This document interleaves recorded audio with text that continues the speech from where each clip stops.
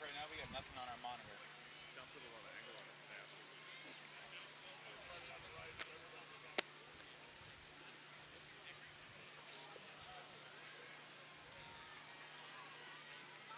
We're live right now, I should talk.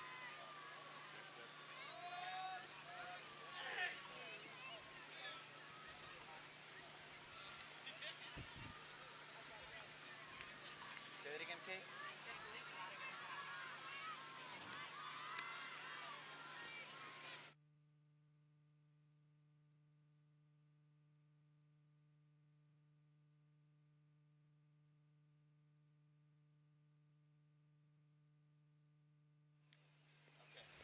Are our headsets on? Because I'm not hearing. Are our headsets on? Because I'm not hearing anything.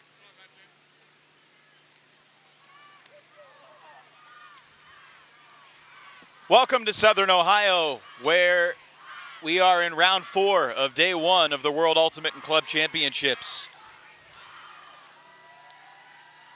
An important matchup in Pool D in the men's division with Australia's Colony taking on France's TCHAC. It is the 1 seed versus the 2 seed in Pool D. And it is an honor to be with you alongside Ian Toner.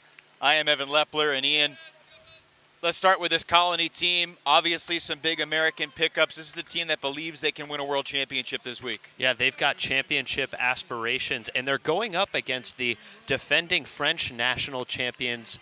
Really interesting to see national champions from multiple countries battling, coming across continents, across the globe to face off today.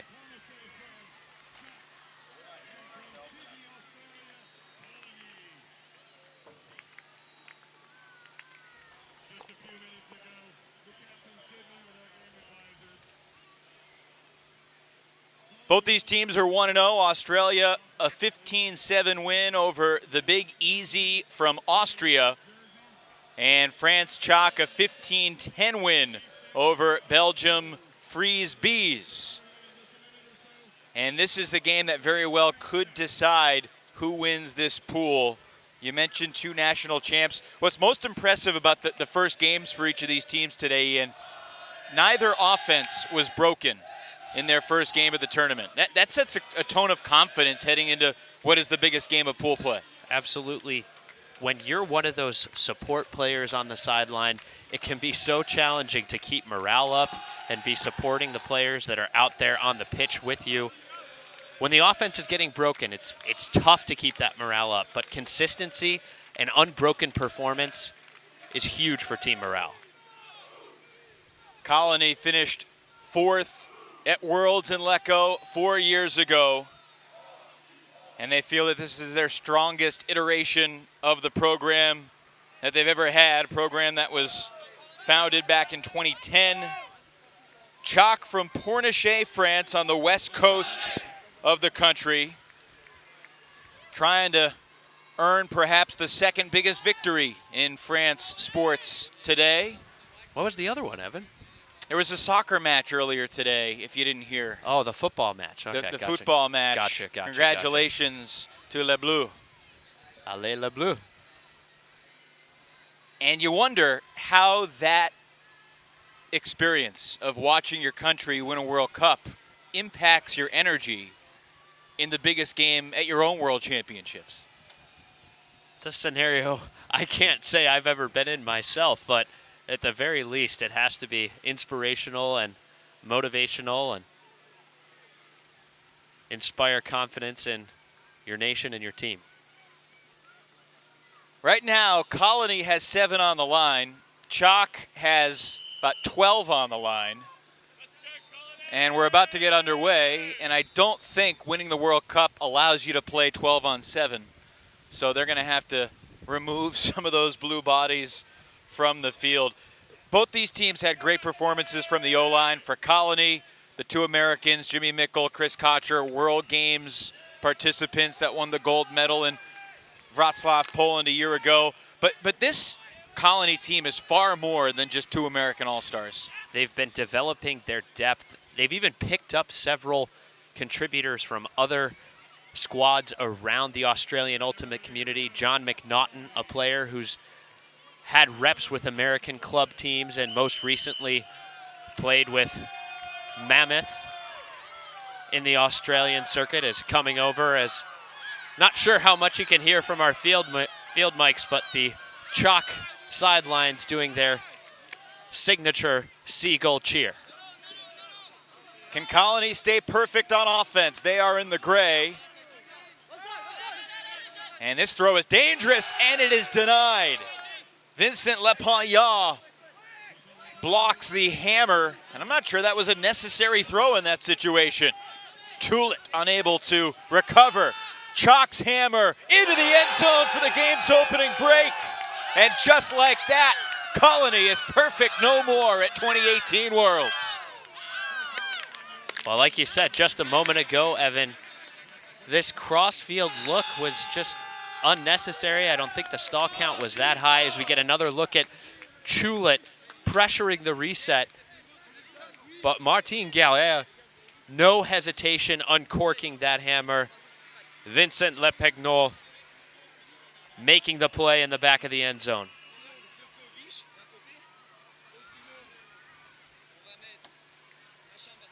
You wonder how Colony will respond. And CHAC, who frankly, not a team that's getting a ton of buzz coming into Worlds, in part because of their subpar performance at Windmill Windup in Amsterdam a few weeks back.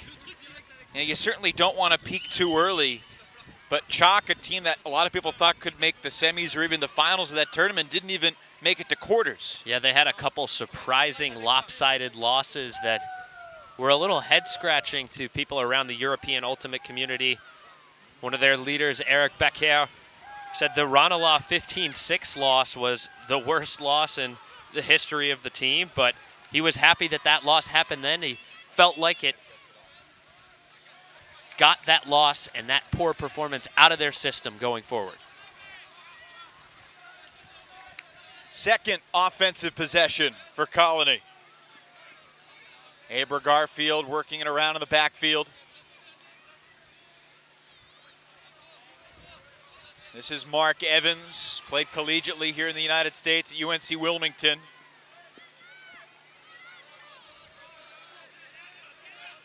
No coach for Colony. Evans and Tulit, the captains who are the leaders. Looking to the end zone, Jimmy Mickle is wide open, and the sure-handed Colorado native hauls it in to equalize the game early, 1-1. Well, a visionary shot there from Evans, who's actually returning from injury himself. You see him sporting that brace on his left wrist. He did break that wrist just shortly before the Australian Ultimate Championships and was unable to contribute. Another leader on the team, Tom Tulit, was dealing with some severe nerve issues in his throwing shoulder. So this team has had to deal with a lot of adversity in the build-up to Worlds. And in the end, all it's done is given their younger players greater opportunities to step up and make plays in prime time. That's what they're hoping, at least. They only got 21 active players on their roster. Ben Paule suffered a gruesome eye injury playing rugby a few weeks back, unable to attend WUCC. Ben, if you're out there, hope you're feeling better. A guy that Tom Tulit described as being integral to team morale.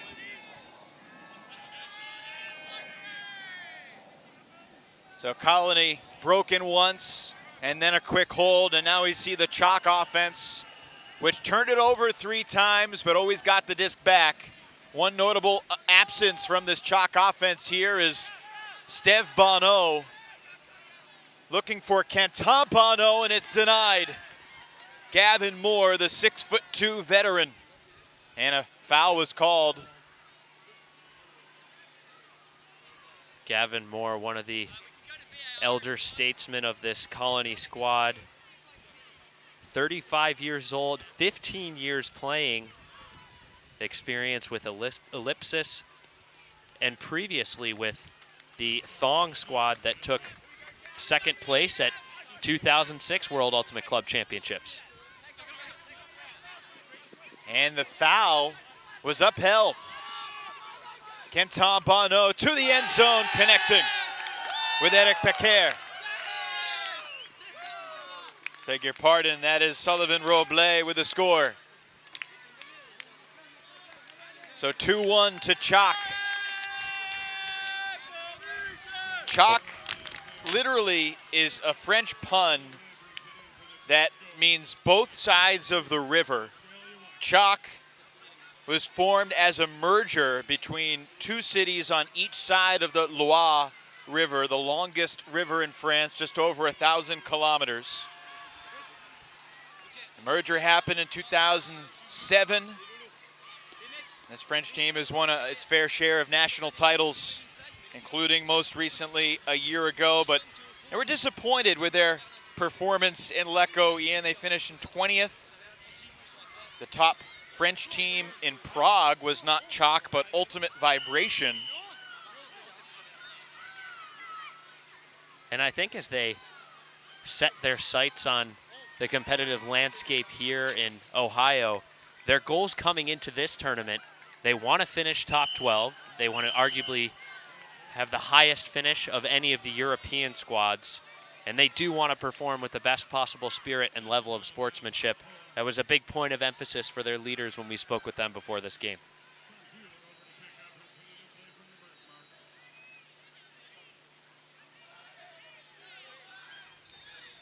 It's been a successful build-up to Worlds for Colony. They beat some of the top American club teams this past week. They beat the New York Pony squad that Chris Kocher typically plays on, and Jimmy Mickle's going to be playing on this fall in the United States. Alex Ladomatos, too. That's right.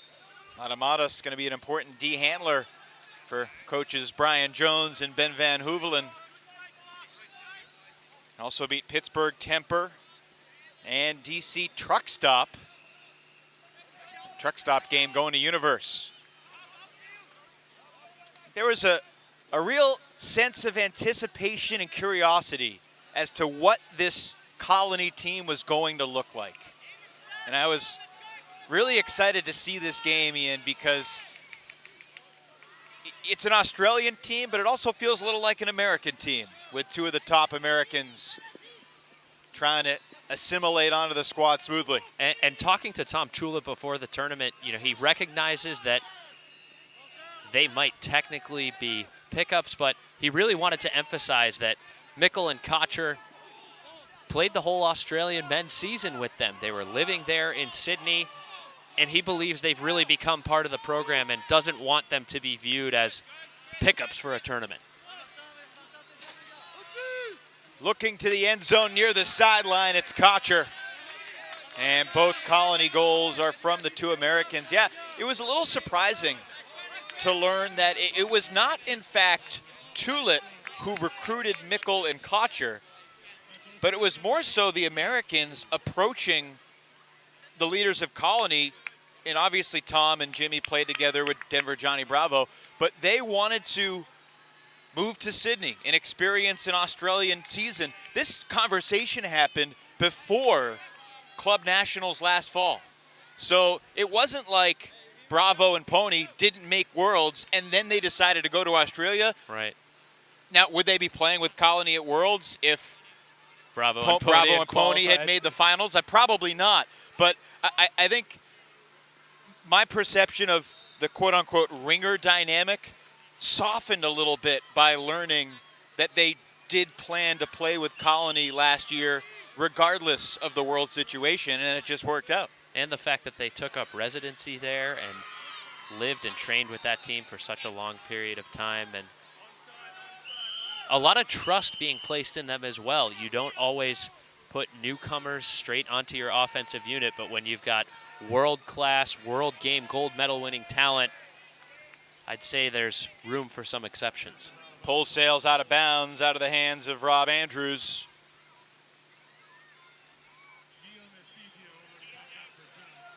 It's day one of pool play after a thrilling opening showcase game last night between Boston Wildcard and Groot from the Netherlands.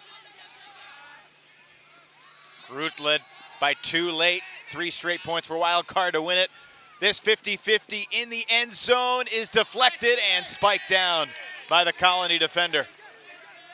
That's Jimmy Todd Hill getting in there to break that one up. He's actually the only Colony player to have played at every Nationals and World Club season with Colony, 2010, 2014, and 2018 now. Been on Colony since the team was formed in 2010.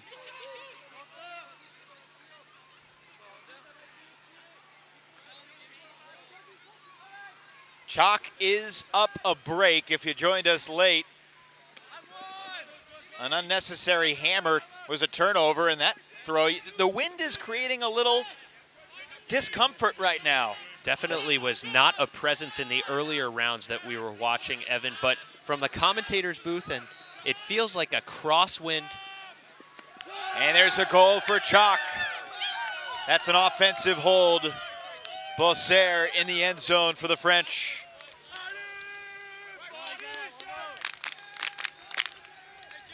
(3-2), Chalk bidding for the upset over Colony.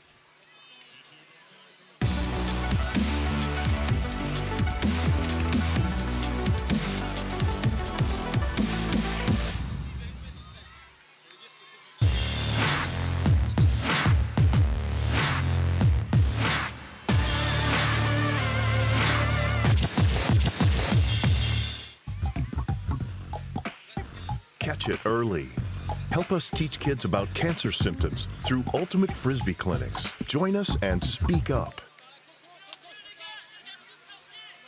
Overcast skies in Lebanon, Ohio today for the first full day of competition at the World Ultimate Club Championships.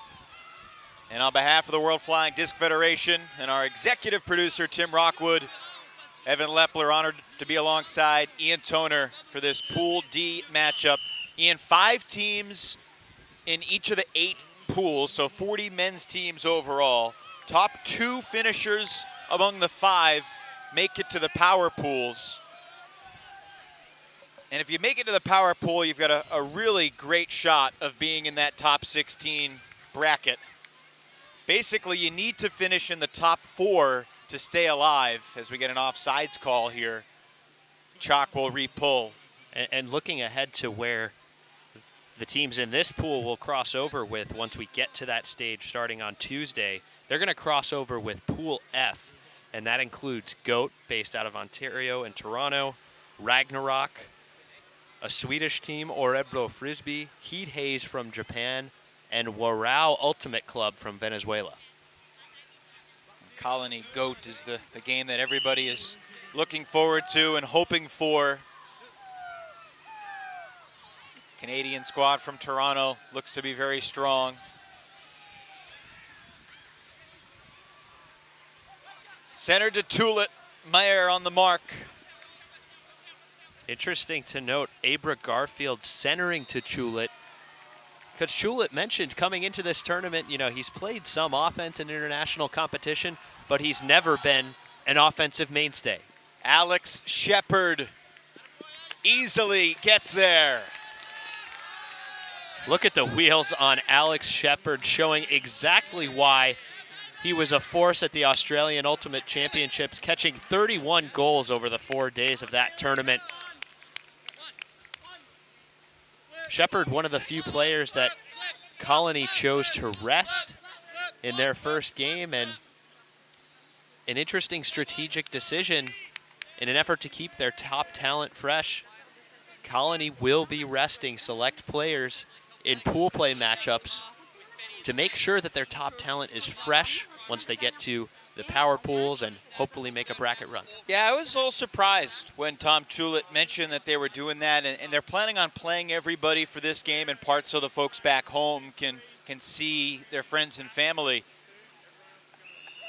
However, the schedule at Worlds is not particularly grueling. It's basically a maximum of 2 games a day. And most Ultimate players have come up playing 3 or 4 games a day. As a player, back to back, no less. Yeah, exactly. You always have a break in between rounds. As a player yourself, would you like that, or would you be too antsy and want to play every game? I'd be too antsy and want to play every game. And personally, I hate the buys between rounds. I hate warming up multiple times during a day. No one likes a warm up. I'd rather get them done back to back, knock them out, whatever time of day they are, and pack it in and get out of the sun for the rest of the day. CHAC to Becker. Maura. This is Bono.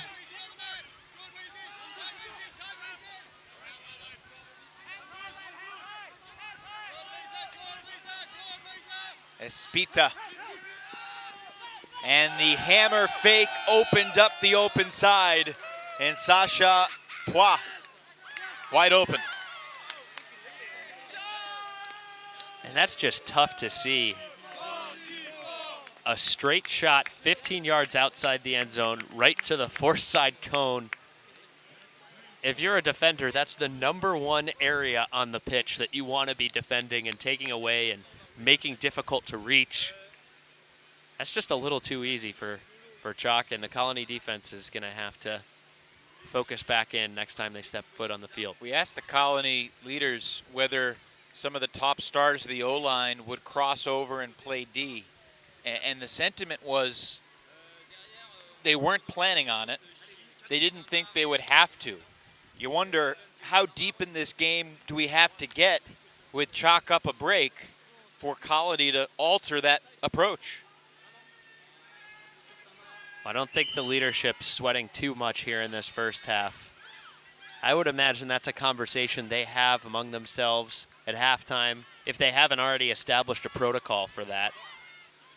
And then we get a little deeper into the second half and see that happen if necessary.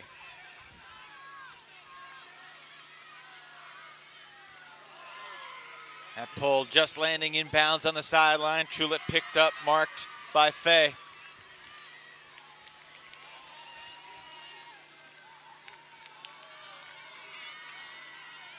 Aber Garfield, the low clap catch.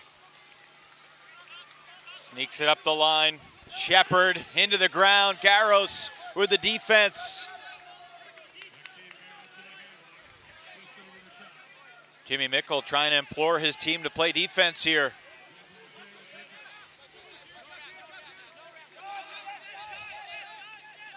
Sneaks it up the line. Guillou. And off the hands, but caught. Garros keeps it alive. CHAC already leading by a break, looking for another. The French national champs. And if things get stagnant here without major gainers, I'd love to see this CHAC squad burn a timeout. Looking to the hammer side, it's good. Le Pagnon again. 5-3 France. That's the second time Martin Guerrier has found Vincent Le Pagnon.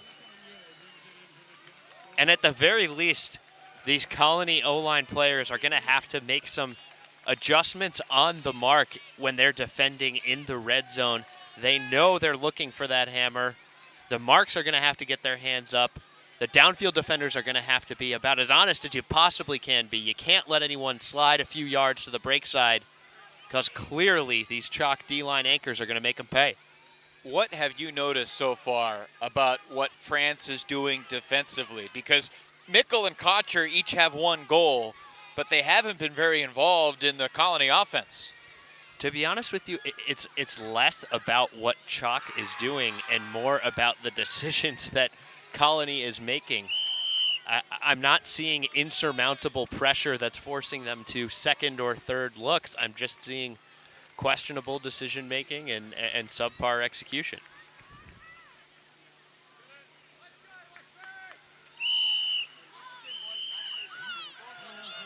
It's been interesting to look at scores from around this competition on day one.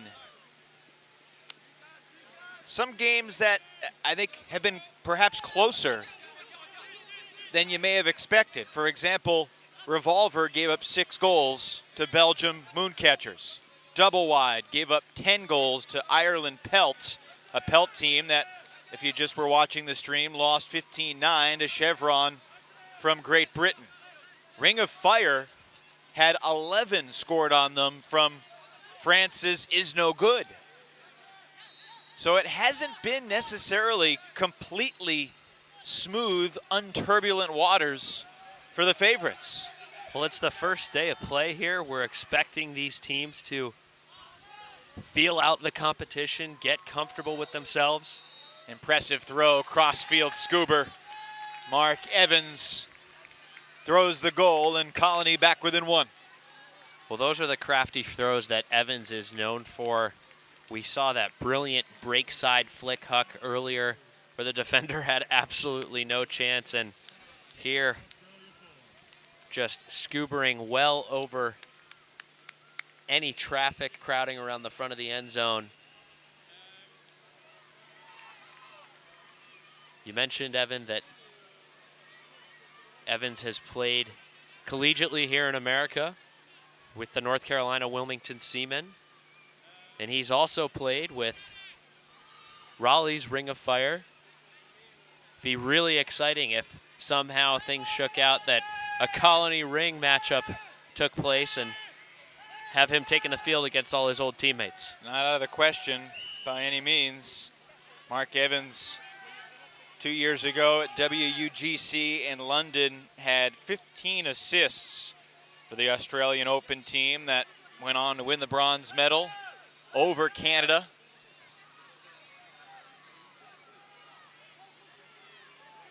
Two years ago in London, Australia had a really fine showing, both men's ultimate winning bronze and the mixed team, Barramundis winning silver.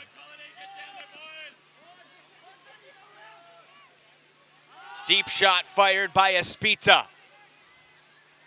Poix denied. That's Gavin Moore once again for Colony.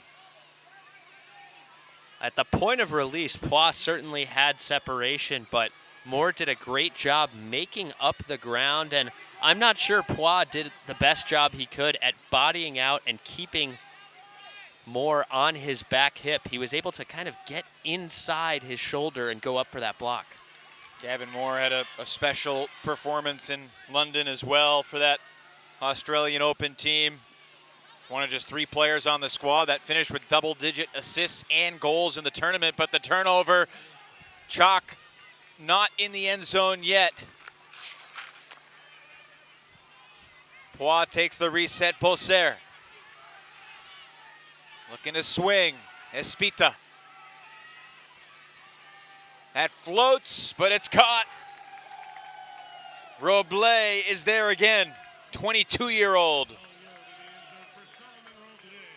Well, this Chalk O-line hasn't seemed to have much difficulty getting the disc back after turnovers, and that's been the difference for the few opportunities that Colony's had. 6-4 Chalk here in the first half.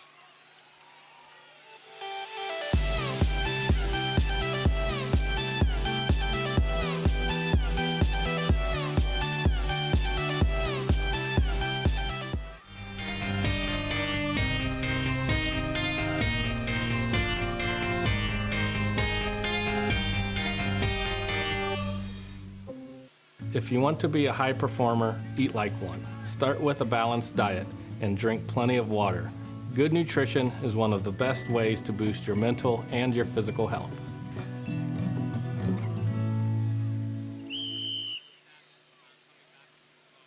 Well, it's 6-4 Chalk in front of Colony.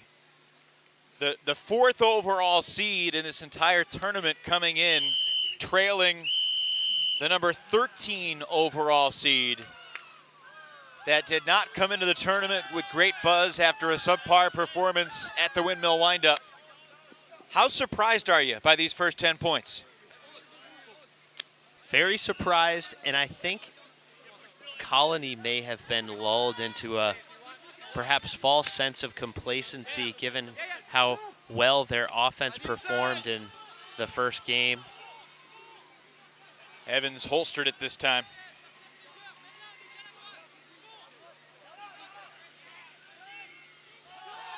Not anymore. The deep shot flies. This is going to hang.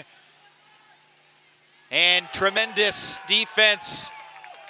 Lepagnon got the position, went up to the zenith, and got there first. Yet another turnover for this Colony offensive unit. And again, that throw just didn't need to go up. The stall count was low. The separation wasn't that great. Chalk is going to have its seventh break chance of this half. Colony didn't turn it over on offense in their game earlier today, which they won 15-7 against the Big Easy from Austria.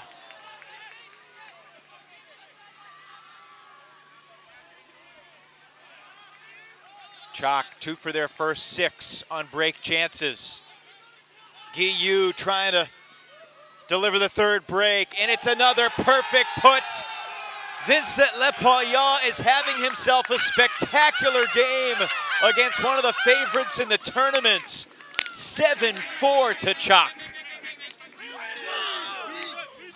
Surprised Colony is not calling a timeout here. Certainly need to regroup in some fashion because their offense is lacking rhythm, lacking confidence. And if nothing else, put a man on Lepayan after the turnover. And Chalk is doing this without Steve Bonneau, who is one of their most talented throwers. And I continue to be amazed, Ian, at how little impact Jimmy Mickle and Chris Kocher are having on this game.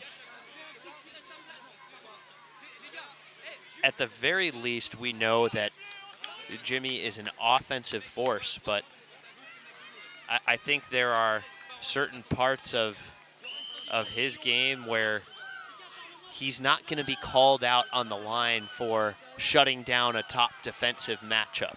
He's going to be called out there to dictate the offense. But he hasn't done that.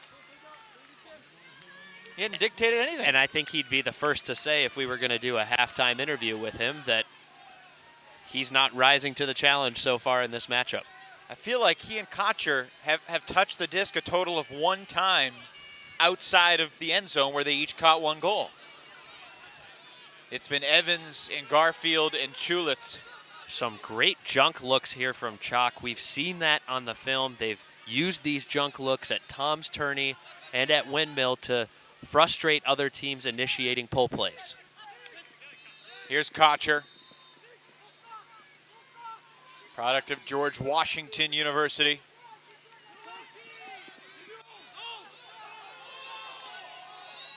Chulet and Garfield back and forth. Nice slide by Corentin Greu to set the mark.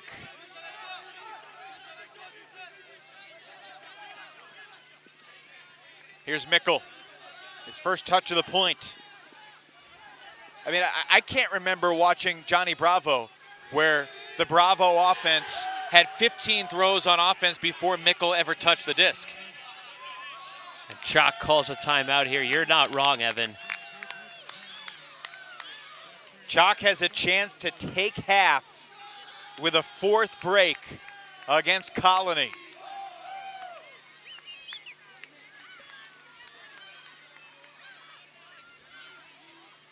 And when you consider what this Colony team did this week with wins over Pony and Temper and Truck Stop in the build-up to the tournament, we don't know exactly what those games are like in terms of what those opposing rosters look like, and they're at a very different point in their seasons, we'll grant you. But Colony, safe to say, has been playing well and hasn't experienced any adversity like this first half has brought. And just look earlier in this point. The turnover was a wide open swing that went too far. The turnover on the previous point was a huck that didn't need to go up. These are just execution and decision-making errors that the Colony offense is not being forced into. I'm not sure if there's something weird going on mentally with the team's psyche, but they've got to settle in and get comfortable because they are capable of persevering through this, but we just haven't seen it yet.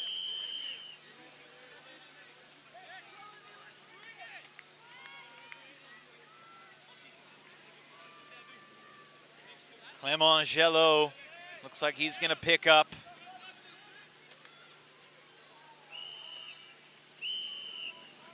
Hear the whistles from the game advisors indicating that it's time to go. In a game to 15, Chalk has a chance to take it to half here in a manner that very few, if any, outside of a possible World Cup celebration saw coming.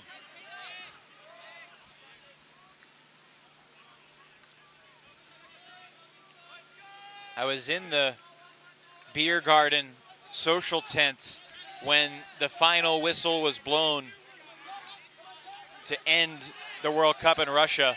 And there were some French players in there that went absolutely berserk, and more power to them. It was awesome. Everyone else cheered for the happiness of the French fans.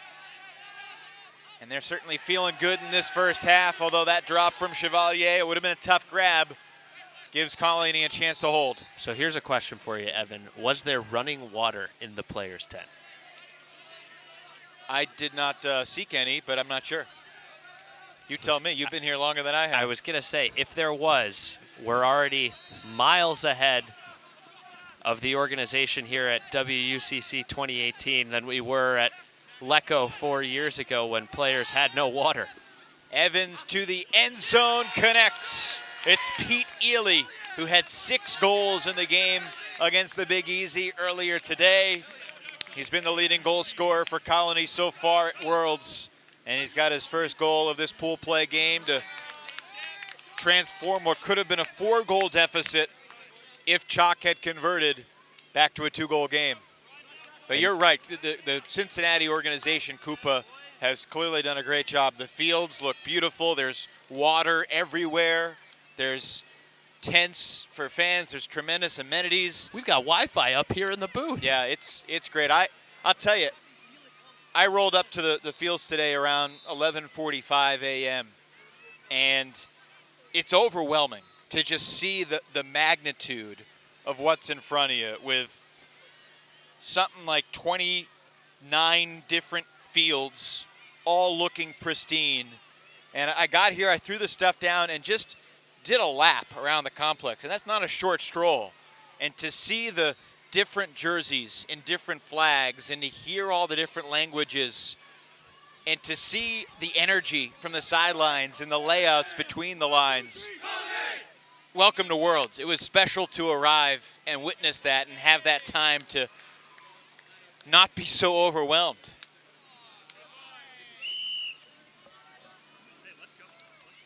Appears that a timeout was called. Colony's getting ready to pull.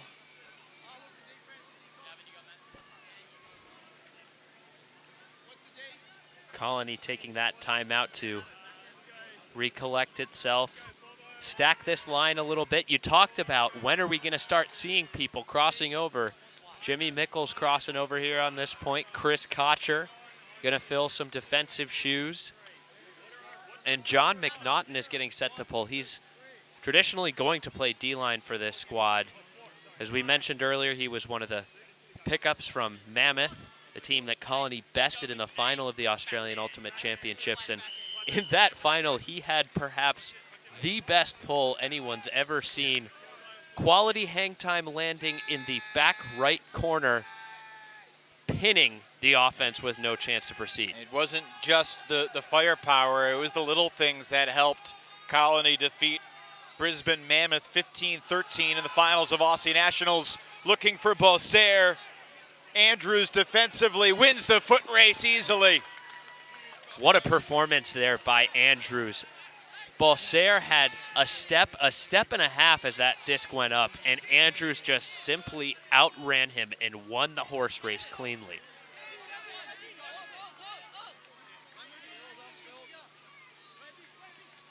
Kocher comes to the disc. Great poaches here by CHAC in the lanes, trying to make those throws upfield off the line more challenging than Colony would like.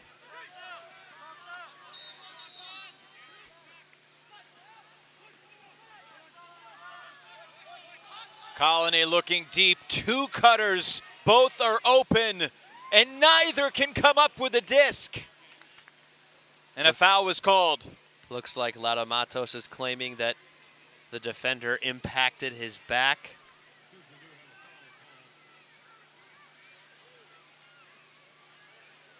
And that's a visionary look there from John McNaughton. Colony's had success with that look just outside the red zone on the trap sideline, breaking the mark with a kind of mid-range huck to that back shoulder where the defender doesn't necessarily have a play unless the disc hangs.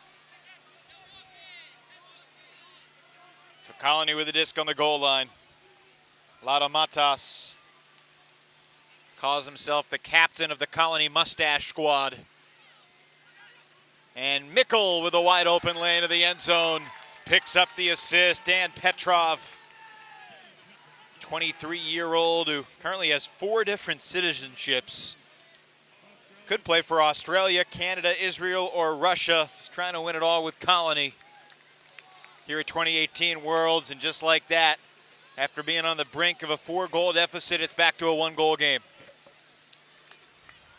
Well, we've seen this Colony team come to life more on the strength of its defense than the strength of its offense, really. D-line's been forced to step up these last few points. And we're going to see some more crossover on this point as Tom Chulit will come over from the offensive unit and get a defensive point here. Looks like John McNaughton's going to stay, play his 2nd point in a row. So will Lado Matos.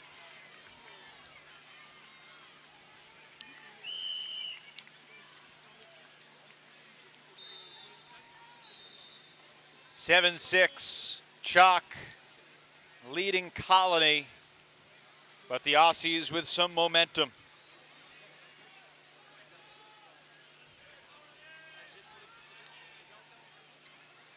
This is a really important point.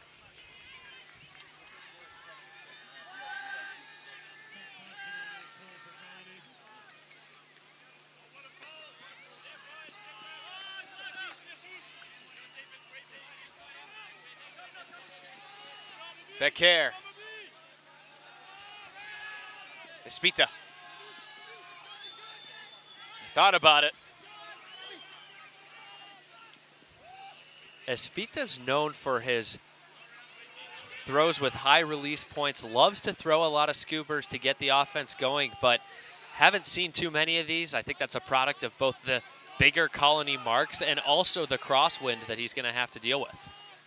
And he's acknowledged that sometimes he can be a little too risky with his throws.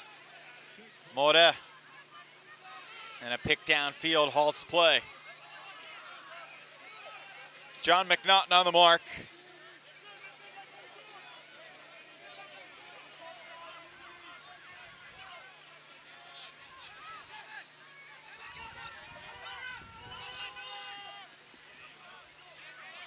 Kenton Bonneau swings it to Robles. Robles takes the shot into traffic, and it's snagged. Sacha Poix with the left paw takes half for the French. Well, Colony defense has to be somewhat happy with that point, forcing a same third high stall huck that Poix had to toe the line to grab. All of that being said, credit to Chalk for executing, and they're well on their way to a strong upset. There's potential there as Chalk leads 8-6.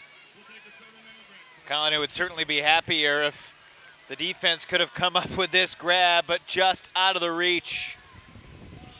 And it's 8-6. We can hear the Colony team saying on the sidelines, it's a long game. I got news for you, fellas. It's not that long. We're more than halfway done.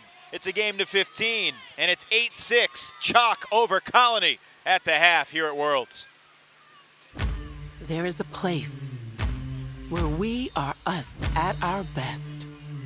A place where everyone is welcome, regardless of age, shape, skin color, or anything else that tries to box people in. A place where we defy the odds. And even defy gravity. a place that knows grit, knows grace, knows bright lights, and knows empty bleachers. A place where we remember to laugh. Where we learn to trust. And eventually, even learn to fly. A place where character, community, and competition are all as balanced as a disc in flight. that place isn't in a stadium or on a field. That place is in the spirit of our players. Because we don't just play Ultimate, we live Ultimate. We're at the half on the showcase field here at the World Ultimate and Club Championships. And yes, it is only Sunday afternoon, day one of the tournament, round 4 of this opening full day of competition. But we have a monumental upset brewing. And while it is only the 13 seed and the 4 seed, I told someone earlier today, Ian, that if CHAC plays 15-9, it'll be a good game for them. And I was underestimating their abilities, or perhaps overestimating the Aussies' prowess, because it's 8-6 CHAC at the break. Yeah, credit to CHAC for seizing the opportunities that have been given to them. Their D-line offense has been lethal with over-the-top shots that have been difficult to contain.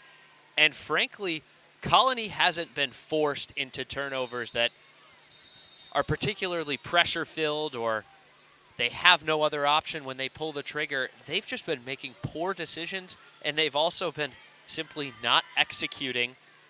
And a team like CHAC, a French national champion, an experienced team on the European circuit, is going to make them pay.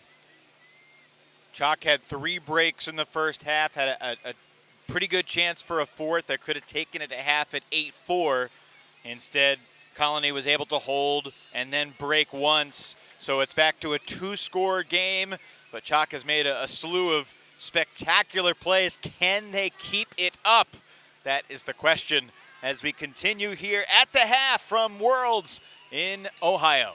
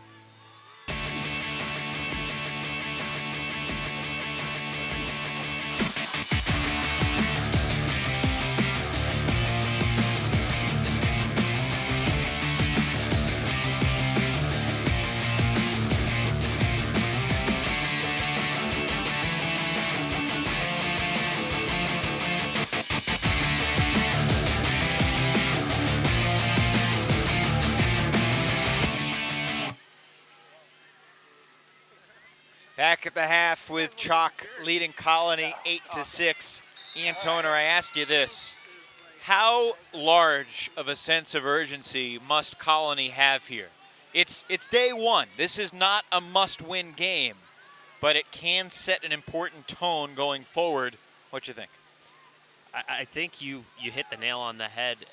A result in this game sets the tone for the team's performance as they look into the more competitive power pool matchups.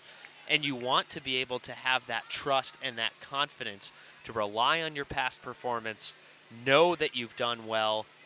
And I think it's going to be incredibly crucial for this team to come out with urgency right off the bat here in the second half, because as we've seen, the CHAC team has capitalized on every opportunity after Colony's given them the disc.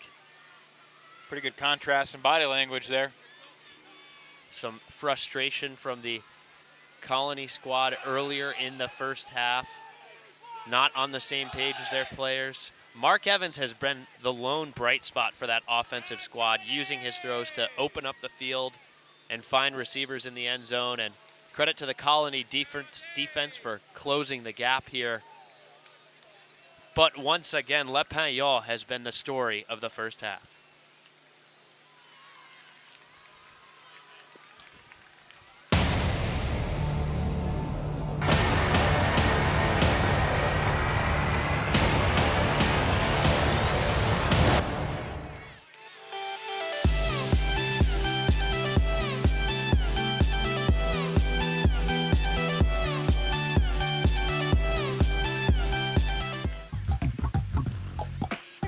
Catch it early. Help us teach kids about cancer symptoms through Ultimate Frisbee clinics. Join us and speak up.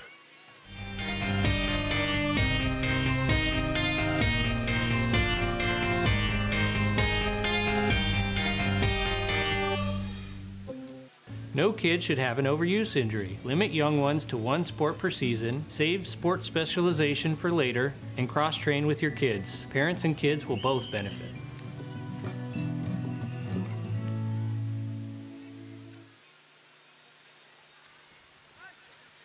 Oh, what a day it has been for the nation of France, winning the World Cup in Russia, and now leading Colony at the World Ultimate and Club Championship. Certainly a different scale to one event versus the other.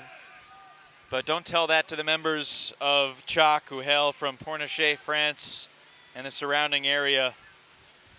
This is a team that says that they're not keen on recruiting mercenaries. All the players on Cincinnati, on the roster here in Cincinnati, have been on the team at least one full year. And while they had some ups and downs in their preparations for Worlds, it's going well. Can they sustain it? They're leading by 2 and receiving to start the second half, and the wind has picked up, Ian. Colony has the wind at its back as Jimmy Mickle unleashes the pull.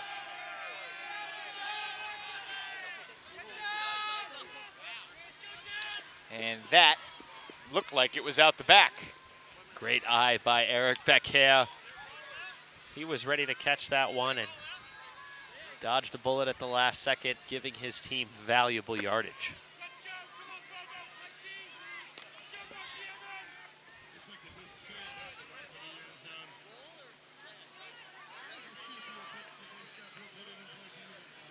Chris Kocher, Jimmy Mickle, both out there on defense. Mark Evans as well.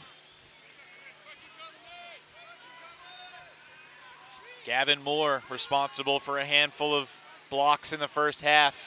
Moore guarding Kenton, Moore is on Poix, and there's a quick takeaway. And that's an unforced error there. Espita did have a throwing lane there on the break side. Don't want to give Colony an easy opportunity here coming out of the half.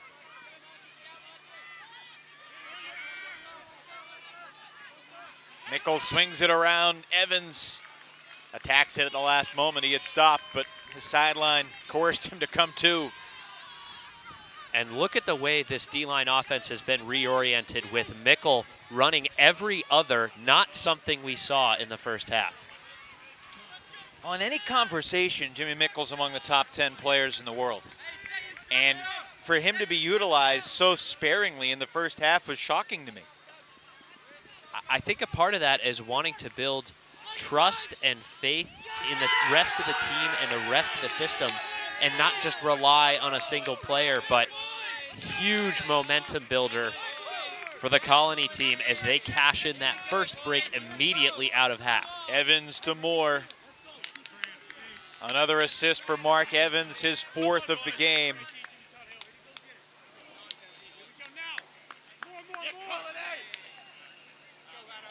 Colony back within 1. A lot of the same TCHAC players will stay out there for offense. Espita looked like he was going to be on the line, but maybe just stepped off.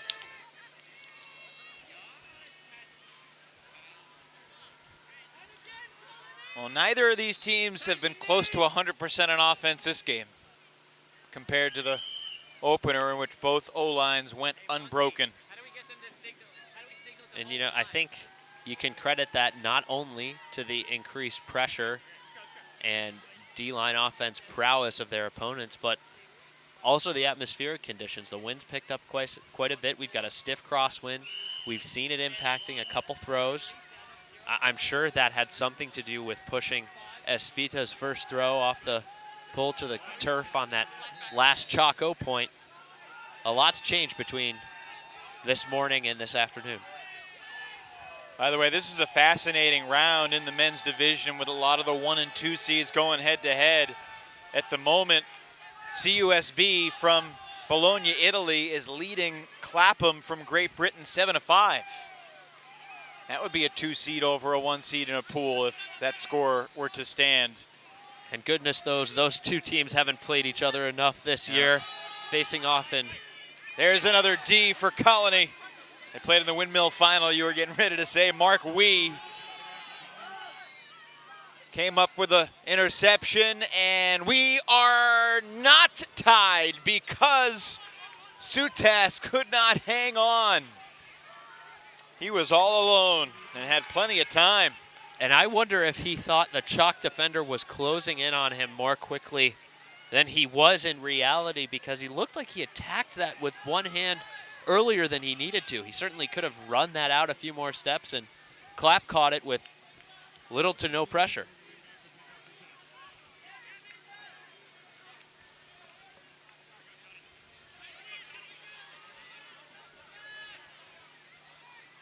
Valentin Ula picks up for Chalk. Kentan Bono.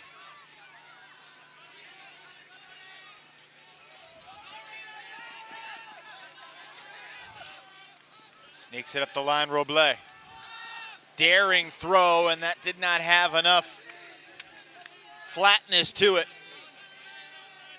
to hang up for the intended target, Kentan Bono. Yeah, that's just a really difficult throw in this wind. When you've got that crosswind basically at your back from the position that he's throwing in, anything with that kind of edge is going to get pushed down to the turf rather quickly. Another chance for Colony to tie this thing up. Colony has not led in the entire game. They were broken on the opening point. And that looked like a foul.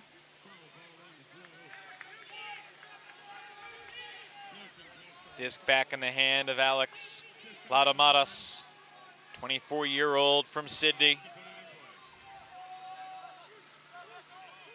He's been through the international ringer, played U20, U24, and then played with the Dingoes in London.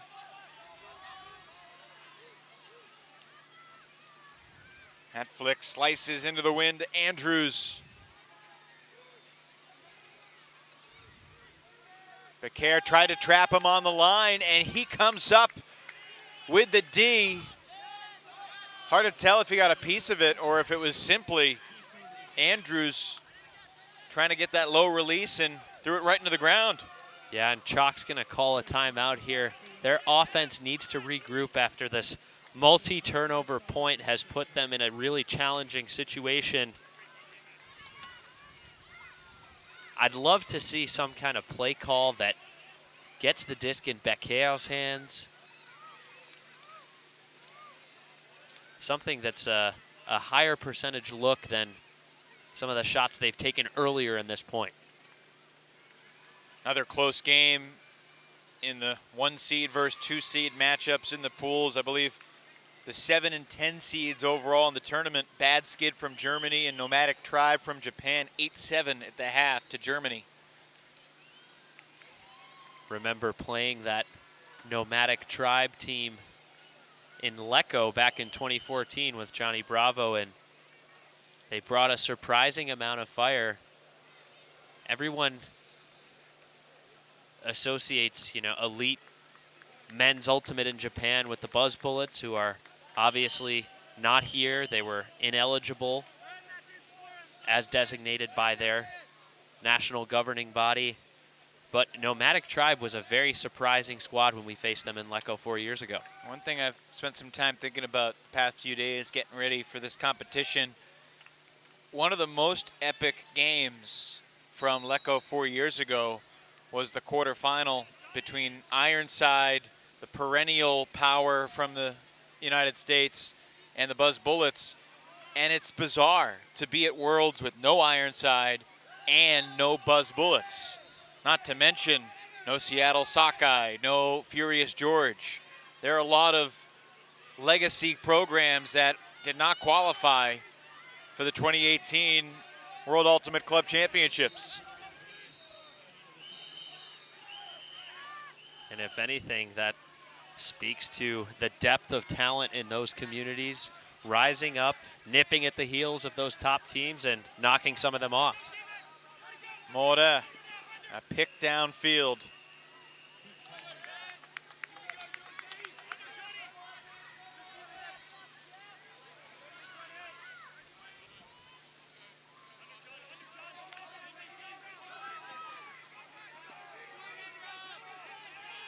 Becker swings it. That's Bono.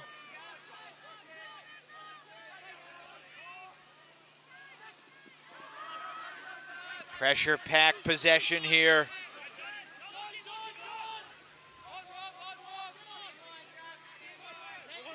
Bosser.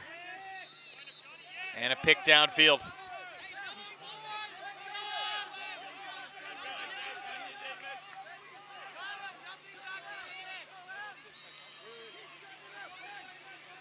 If CHAC were able to win this game, it would dramatically transform the look of this pool. There's a clean bit of flow, but a travel was called, and it's coming back.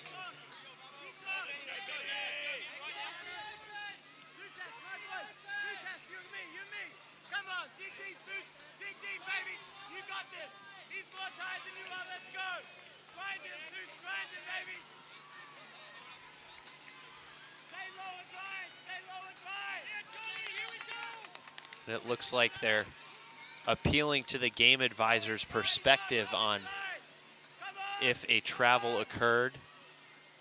And after some discussion, the disc will go back to Poix. So no travel.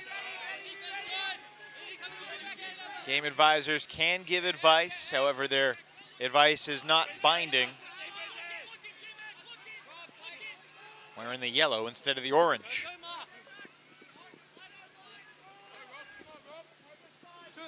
CHAC's on the brink. And another pick downfield stops play.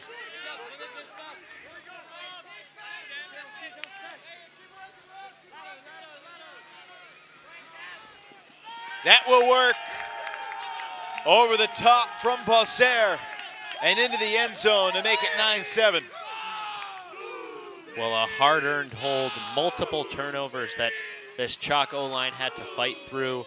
Called a timeout in the middle of the point. And now their D-line's going to get back out there. And if you're this defense, you want to give your O-line some breathing room, give them some time to collect themselves. Now's the time for a break. Give that offense more chance to catch its breath and an even larger cushion next time they step out on the pitch. The contrast between these two teams when it comes to expectations and goals coming into this tournament. You have Colony not shying away from the conversation before the game. We're here to win worlds.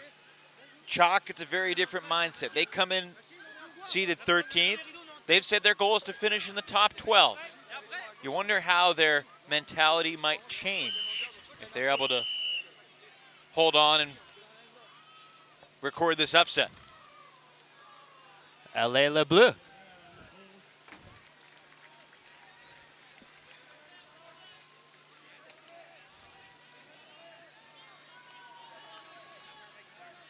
Mickle to Chulit. Once again, some lane poaches, sagging handler defenders, clogging up those throwing lanes, and it's taking Colony longer than they'd like to weave through it. Could this be a moment where lacking a coach is a real factor? Because CHAC is doing some things to fluster this Colony attack and take them out of their A game, what they want to do. And meanwhile, you got Mark Evans and Chulit, the primary leaders, veterans on this team. They're on the field. That they don't have the sideline perspective that a coach would possess. A lot of responsibility on their shoulders as we see Chulit reset to Mickle. Of course, there have been many editions of the World Ultimate Club Championships where no team came with a head coach. But the proliferation of coaching, I feel like, has changed the game, especially here in the United States. This is the 11th ever World Ultimate and Club Championships.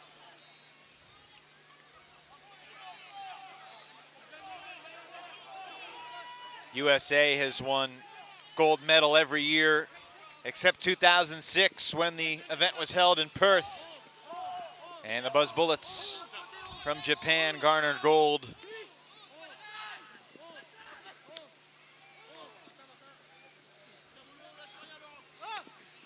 Colony converts. And they're within one as Aber Garfield hauls in the score, running horizontal across the front line. Well, nice work by Garfield, sneaking free at the front of the end zone. And this is the kind of patience that we weren't seeing from Colony earlier in the first half. They took as many throws as necessary to continue tiring out those poaches, making them run laterally, and when the hole opened up, that shot right up the gut to goal scorer Pete Ely made all the difference, got them in the red zone. That kind of offensive patience and discipline is going to pull Colony back into this game, as we see once again some of those star players, Jimmy Mickle, crossing over and playing defensive points.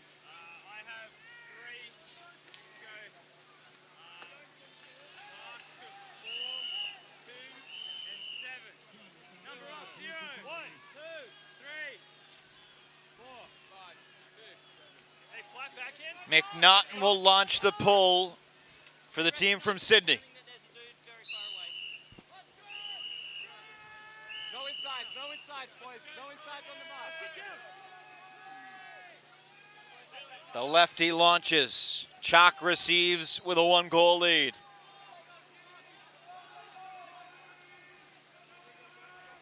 As Spita initiates.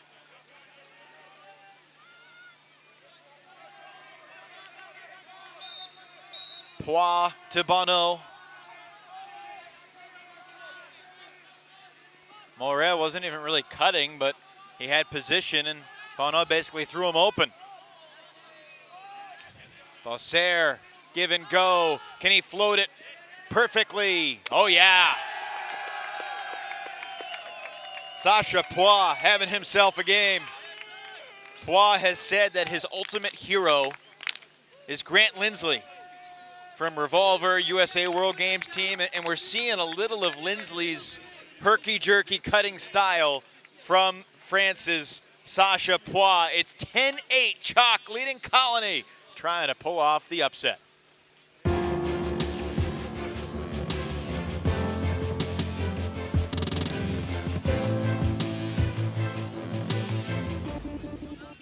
Do you want to avoid overuse injuries? Cross-train.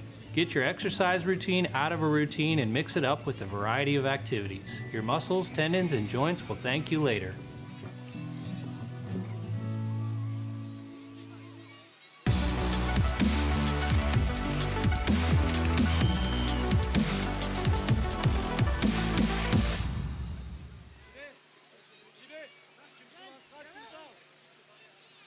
Every point becomes more and more critical and more difficult for the team from Pornichet, France. CHAC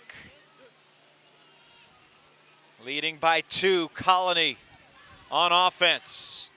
And this pull is going to sail wide of the playing field proper.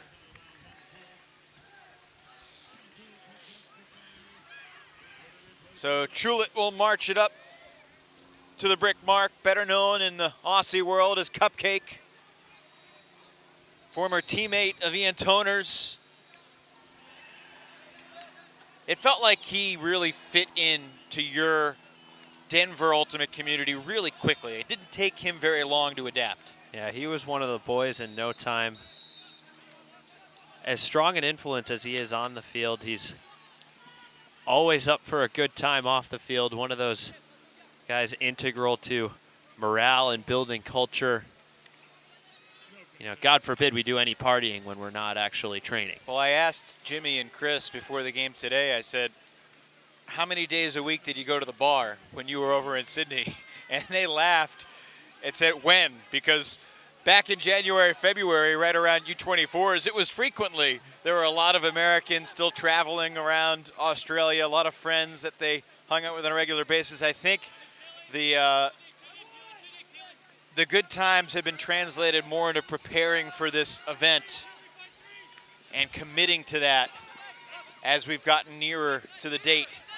Evans looking for another assist, and he has been in gear, connecting with Ely once again, and it's 10-9.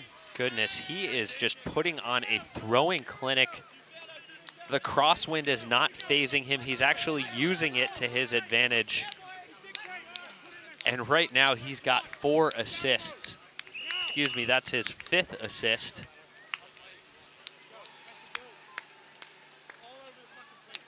He had 15 assists 2 years ago in London, which was second on the Aussie team behind Sebastian Barr.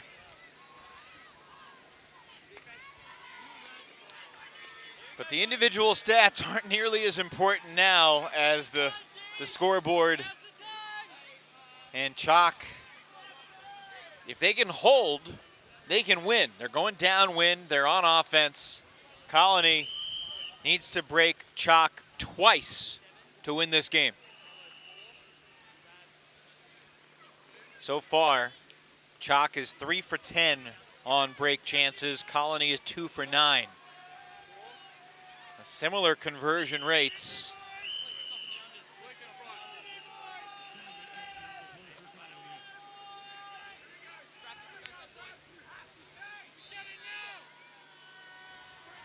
It was mostly calm here throughout the day, calm and cloudy, and now it's bright sunshine. It's definitely gotten a little warmer into the mid-afternoon hours, and the wind has concurrently picked up its pace.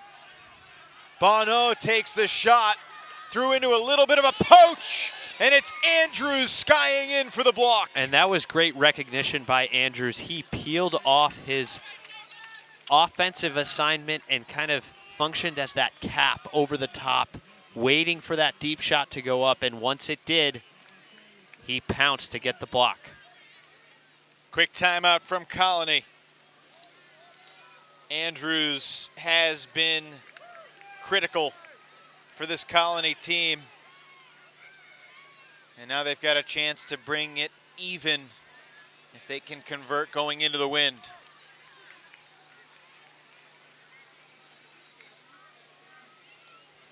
I'm not sure we really knew what to expect from a wind perspective coming into this week.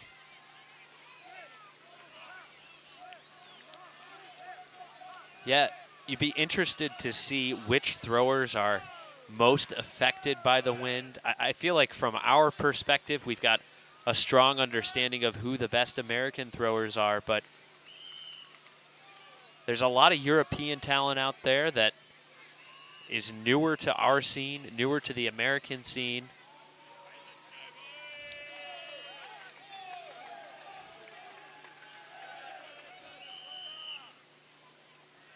Right now it is primarily this D-line on the field.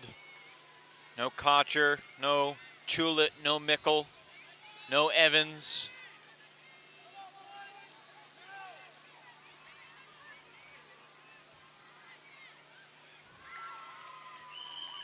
Wouldn't be surprised to see some poaches here coming out of the timeout.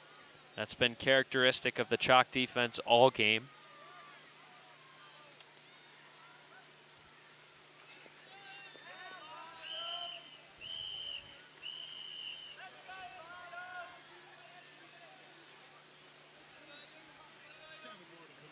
Colony with possession. A air bounce to get the disc moving. Automatus resets, and then McNaughton shoots it downfield. Andrews pivoting on Becker. Gavin Moore. McNaughton downfield Ladamatas.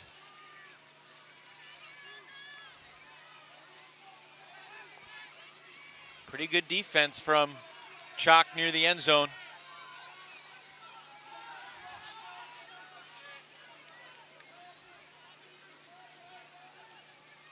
This would be a break for Colony.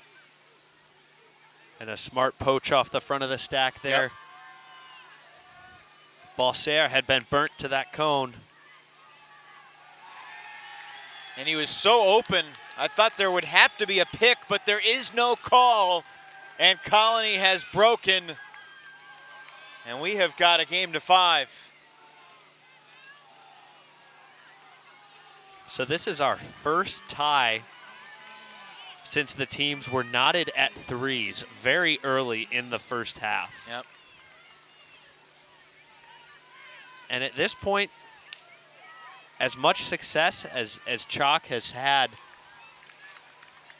I do feel the tide turning in Colony's favor. That intangible energy, you know this is the program with greater firepower. They're starting to find their groove here in the second half. Came out firing with that break right out of the half.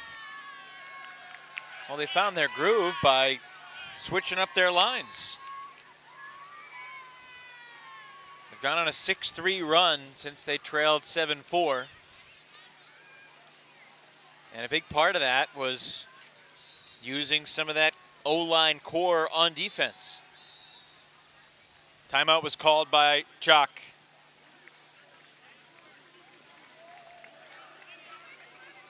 Pool D, Colony, CHAC, Free Speed from Switzerland, Frisbees from Belgium, and the Big Easy from Austria. And you would think that these are a pretty clear top 2 in the pool. Top 2, of course, make it to the A power pools. Okay, so the top 2 teams in Pool D funnel into Pool L. Pool I and L, the top 2, and from each of those pools feed into that 1 through 16 bracket. So that's 8 of that top 16. And then the bottom 2 from those I and L pools will face the top 2 from the next 2 mid-tier power pools to create the pre-quarters, basically the right to get into the round of 16. There'll be 24 teams that'll make it into the bracket in the men's division of the 40 that enters the tournament at the start.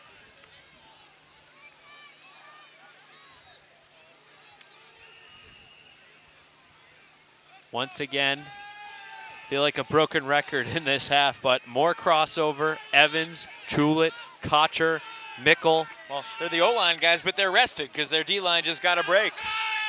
And it was an excellent pull, and CHAC is going into the wind, and that disc was just barely up. Espita, who once claimed a Sky Bo Kittredge at the World Championships in Sakai, he acknowledges that the great Bo misread the disc. Yeah, I have a hard time believing it was a true Sky. Espita listed at 167 centimeters, which is not monstrous, but that was a spectacular, monstrous bidding D from Tom Chulit, swinging the momentum of the game. Scuber back in the end zone, and it's in! And for the first time in this matchup, Colony is in front, 11-10.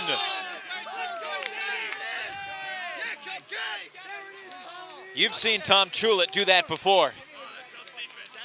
Wonderful recognition at the front of the stack, the stall count rising, pouncing when the opportunity presented itself, and great poise on the goal line too. More often than not, they'd love to set up a great little dump swing scenario, but Chulit's got a great bevy of throws in his arsenal and more than capable of a nice over-the-top shot using the wind to his advantage. Gavin Moore with a nice grab in the back of the end zone.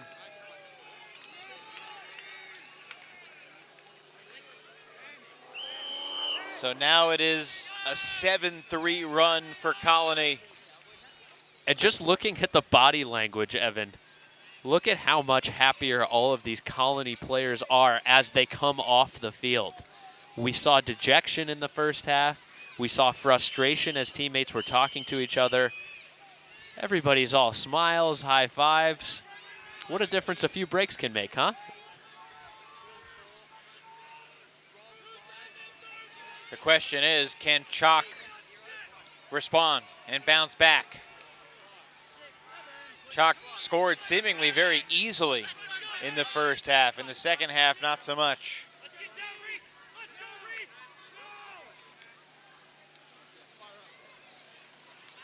Great to have you with us from the World Ultimate Club Championships. Coming up next on this field, Colombia, Euphoria, and Mexico's Phoenix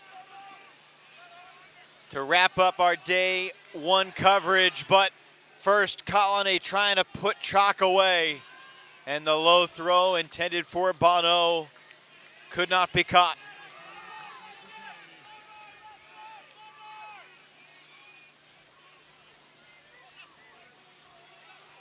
Reset, McNaughton.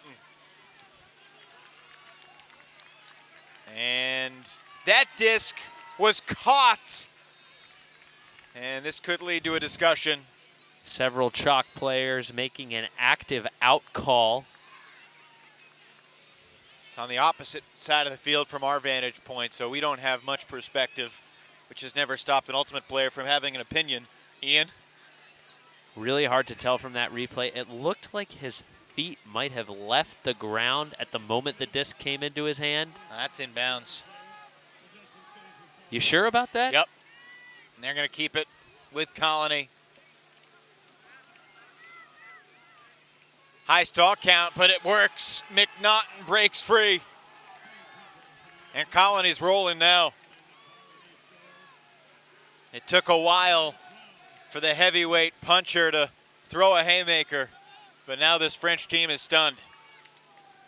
Yeah, I'd say 4 straight breaks is as close as you can get to a TKO without actually being a TKO, because CHAC is still alive. They're trailing by 2, but at this point it does look like the wheels are starting to come off for that offense. Having trouble getting those initiation looks that they had such success with earlier in the game. It looks like a different team, and this game, Evan, so far has been a tale of 2 halves. Completely different halves.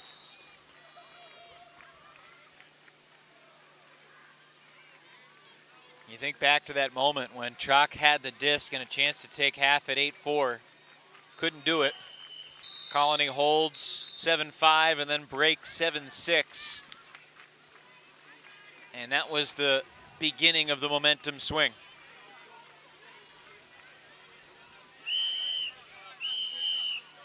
I think one of the things that we were wondering coming into this game was how impressive Colony would be. Can they compete with the top American teams with GOAT? I wouldn't say they've played their A game today. What have been your impressions of what you've seen through 22 points?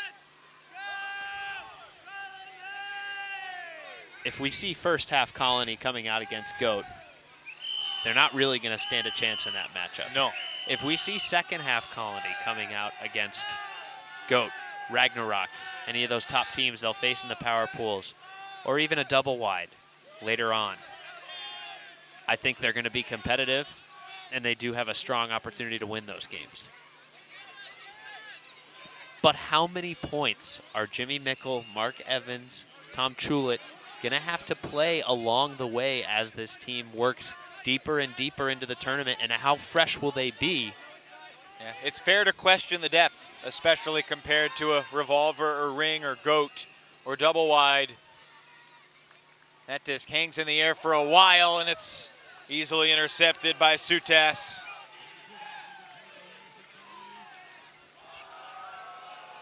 And then The throw canceled on the goal line. Kenton Bonneau gives CHAC a great opportunity on the brink to get back within one.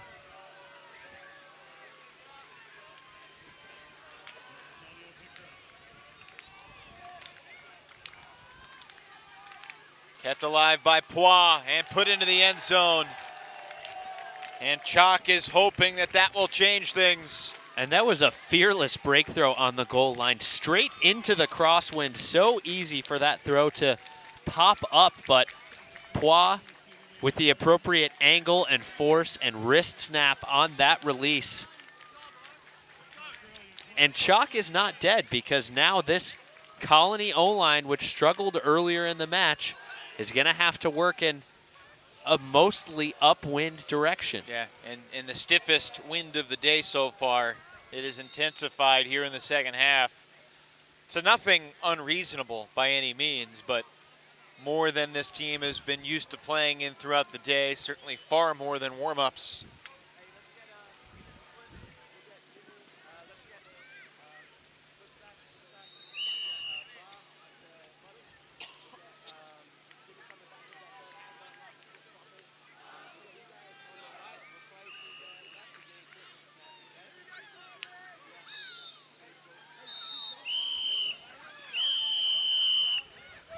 You hear the bird chirping from the CHAC sideline, trying to inspire a comeback. Colony on offense. Chulet. More lane poaches from CHAC, not being totally honest on their defenders, looking for opportunities to switch downfield. Chulet from deep in his own end zone, looking for Evans. Jello was stride for stride, and Evans unable to make the catch. And I'm not sure about that decision. On the one hand, if you're trying to play punt and play D, that's one strategy. Get yourself out of your end zone where that wind could be a more troublesome factor, but not a high percentage look at the point of release. I always try to speak with nuance. So I say this realizing that it is hyperbolic. That was an Australian decision. Australian ultimate tends to huck a little too often. And I understand not wanting to turn it over on your own goal line. But it gives CHAC a chance to tie. And you got to be able to reset the disc. A lot of clogging in the backfield there as the stall count rises.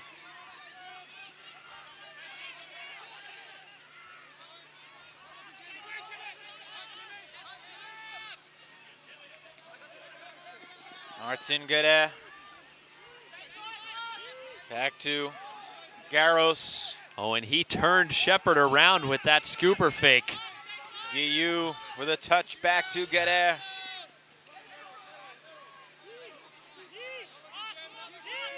J.S. Guillou, the 35-year-old veteran.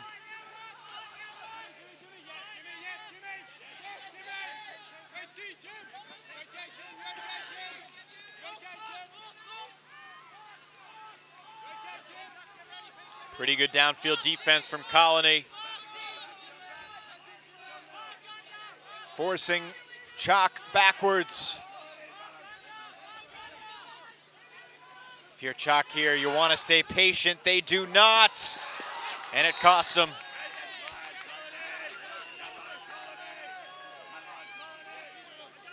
Not so sure that decision was even the best look at the point of release. Obviously, our hindsight's 2020, having seen that disc fall to the turf, but that was such a tight window, had to go over so many defenders. Arguably in the same third.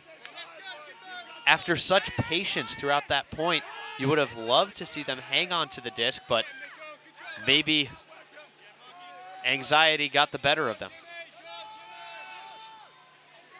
Mark Evans has 5 assists already. Takes the reset. This is Mickle.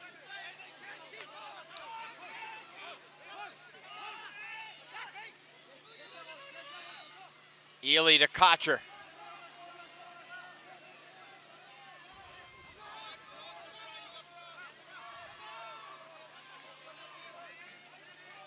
Admire the fight in this French team. Things were not going their way in the second half. They continue to battle defensively. Mickle fires, looking long for Shepard. Back of the end zone, perfect. And it's hard to understate the value of Mickle as a quarterback from a strategic and execution perspective on that point. Before he unleashed that huck, he motioned downfield for Tom Chulet at the back of the stack to come underneath. He was extremely deep, clogging those deep lanes. As soon as Chulet recognized and came underneath, the deep lane to Shepard opened up.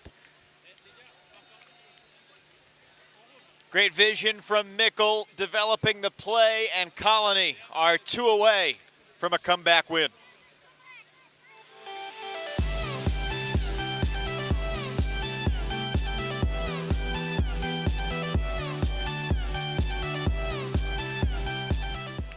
Heat illness strikes kids and adults alike during summer workouts. Watch for muscle cramps, fever, nausea, headache, weakness, or feeling faint. Act fast to get cool and get fluids.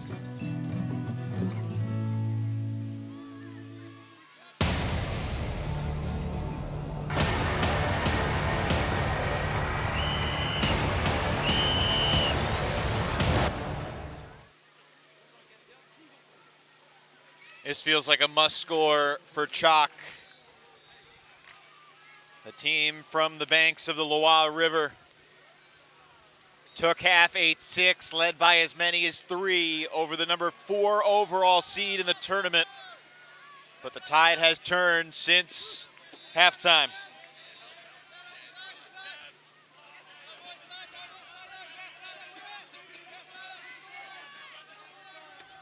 Becker slips it through. Oh, nice grab by Maudet to keep it alive.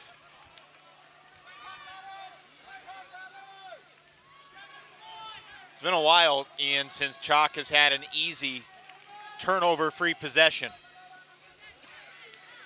Yeah, looking at their performance all game, their offense has only had 30 perfect holds, 30% conversion rate on perfect holds. Bosser trying to ward off his defender. He made the catch. He was in the end zone, but was there a foul? No, it's a goal, and Chalk within 1. We talked about this earlier, Evan, but both teams coming into this game having relatively easy first-round matchups, offenses unbroken, and both defenses just ruining the other team's offenses throughout the course of this matchup.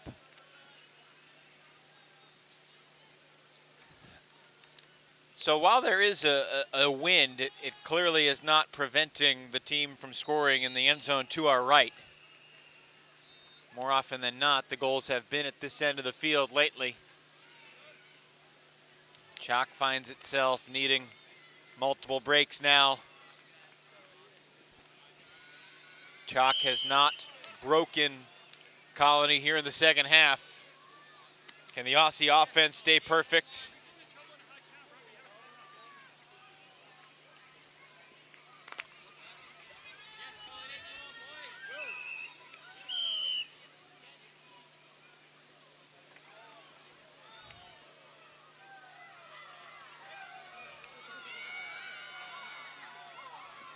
You hear the cooing of the gulls yet again. Chalk's Clement Gelot launches the pull to Tom Chulet. Centers to Mickle. Jimmy Mickle wasn't anywhere near the handler core for the Colony O-line in the first half.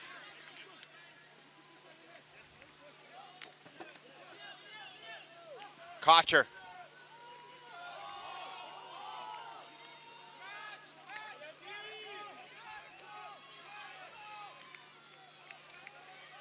One thing about Mickle and Kocher is they have played within themselves. Their decision-making has been excellent.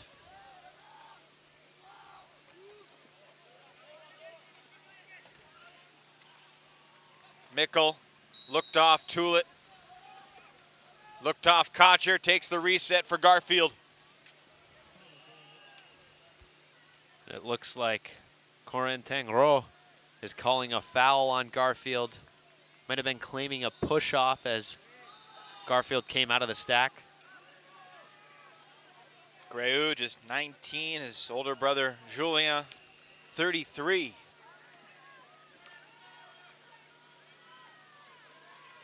No contest is the signal. Always good to see American players using the whiff-diff hand signals, which are not all that common. Although Mickle has plenty of international reps on his ledger.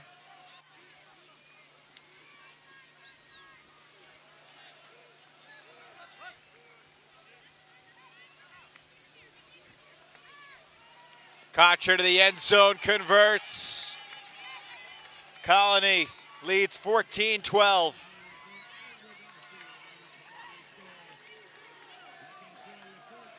And again, we saw this point earlier. Some subpar defense just beating the force side defender to the cone. That's the one area on the pitch that you've got to be taking away at all times. Just too easy there in the red zone. Aber Garfield using his speed and agility to win that matchup at the front of the end zone. If Aber Garfield has good fundamentals, it's largely a result of the schooling he had. Of course, he played for Tina Booth in Amherst, Massachusetts in the mid-90s. That was a while back. And I've seen him share his expertise, having run some early recognition as critical clinics for high school players in Hawaii and elsewhere.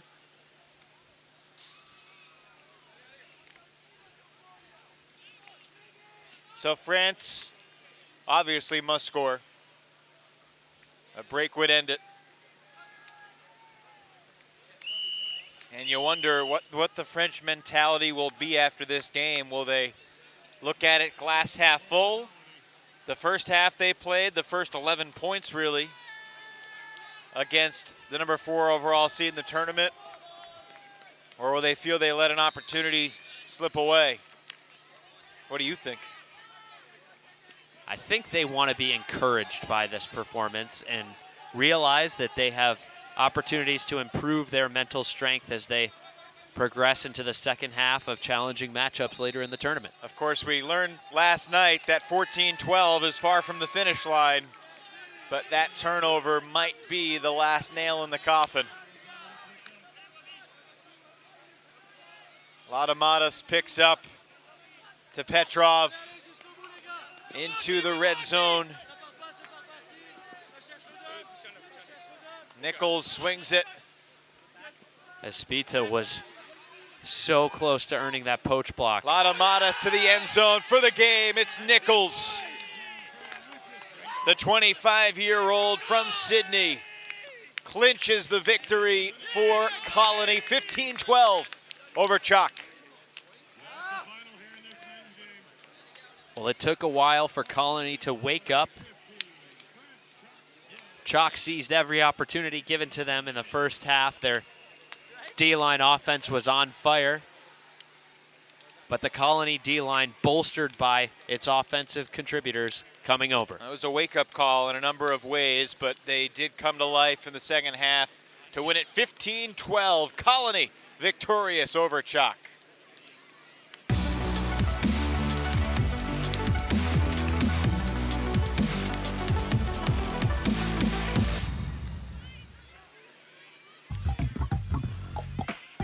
Catch it early. Help us teach kids about cancer symptoms through Ultimate Frisbee clinics. Join us and speak up.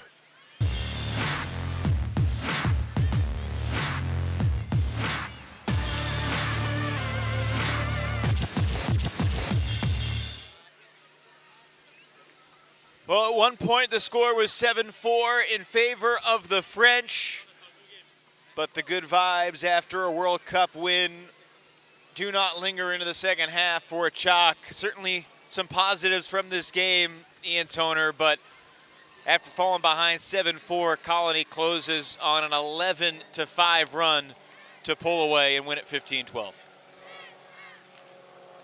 Well, a key part of this second half run was the crossover play of their offensive stars, Jimmy Mickle, Mark Evans, and Tom Chulet, shouldering much of the defensive load, earning blocks, helping them convert breaks. And Chalk did show signs of life in the second half, but their offense just did not have the same smoothness or confidence or rhythm that we saw earlier in the first half. Colony stays perfect, 15-12 over Chalk. For Ian Toner and our entire crew, Evan Lepler saying so long for now. One more round of Ultimate still to come here from Ohio on the first full day of the World Ultimate Club Championships. That's at the top of the hour. For now, we say so long after Colony's 15-12 win over Chalk.